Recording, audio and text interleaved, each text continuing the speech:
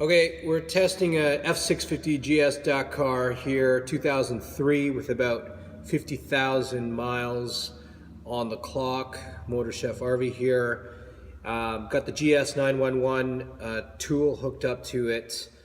As you can see, there is a crank, no start. Here we go.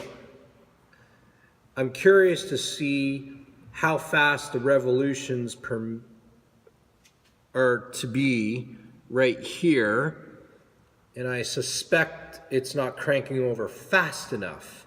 That's what I suspect is wrong, but I don't know. But let's give it a whirl, and maybe I'll be able to get some feedback from y'all here. Thank you.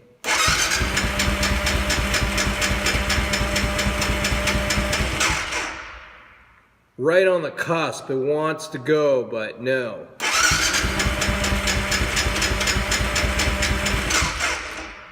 Over and out.